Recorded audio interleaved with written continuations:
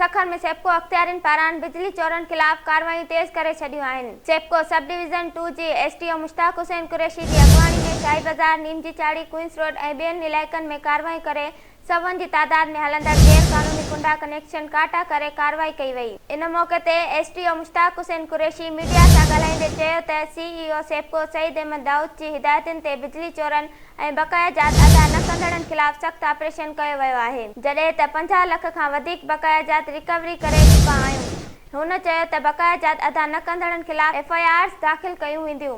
हुन चयो त केॾो बि बाअसर छो न हुजे, उन खे खेनि कंहिं बि सूरत में बख़्श न कयो वेंदो। पिरालो तहफ़ुज़नामो रिसालत तहफ़ुज़ ख़त्म नबूवत अहले सुन्नत वल जमात पारान शानदार रैली कढी वई। सालाना 7 रबीउल अव्वल जे मौके ते पिरालो ठेली वारी मस्जिद खां रैली कढी वई। रैली जी अॻवानी हाफ़िज़ गुलाम अब्बास अलरो, अल्लाह नवाज़ फरूज़, ज़ाहिद हुसैन नारेजो ऐं ॿियनि कई, जॾहिं त रैली में सिक्योरिटी जा इंतज़ाम इंतहाई सख़्त कया विया।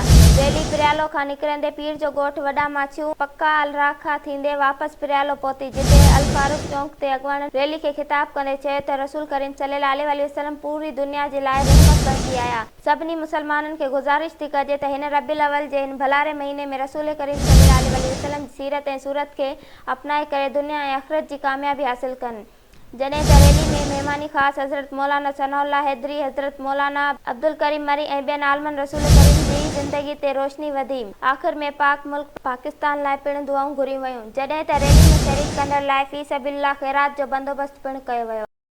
हैदराबाद यूनियन ऑफ जर्नलिस्ट पारान शहीद साफ़ी जान मोहम्मद महर जे क़ातिलनि जी गिरफ़्तारी लाइ हैदराबाद प्रेस क्लब में तहज़ीबी ऐं एहतिजाजी मेड़ाको कोठायो वियो। मेड़ाके में पीपल्स पार्टी सिंध जो सदर निसार खोड़ो, एसटीपी सरबराह डॉक्टर कादिर मक्सी, क़ौमी अवामी तारीख़ जे सरबराह अयाज़ लतीफ़ पलेजो, हैदराबाद काउंसिल जो सदर मोहम्मद यूसुफ लगारी, जिसकम अॻवान doctor Niyaz Kalani, Pakistan federal union of journalist अॻवान लाला असद पठान, ख़ालिद अहमद खोखर, सलमान अबड़ो, रजब बोज़दार ऐं ॿियनि शिरकत कई। इन मौके ते अॻवाननि पारान शहीद जान मोहम्मद महर खे भेटा पेश कई ऐं फौरी तौर ते वफ़ाक़ी तौड़ी सूबाई हुकूमत ऐं चीफ जस्टिस ऑफ पाकिस्तान खां जान मोहम्मद जे क़त्ल जो नोटिस वठी जवाबदारनि खे केफ़र किरदार ताईं पहुचाइण जो मुतालबो कयो वियो।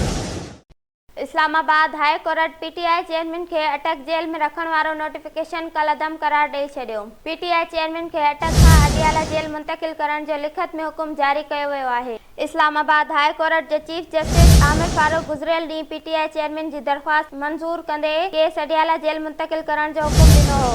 अदालत तहरीरी फ़ैसिले में चयो आहे त अॻूणे वज़ीर आज़म खे उही समूरी सहूलियतूं मुहैया कयूं वञनि जिन जो हू हक़दार आहे।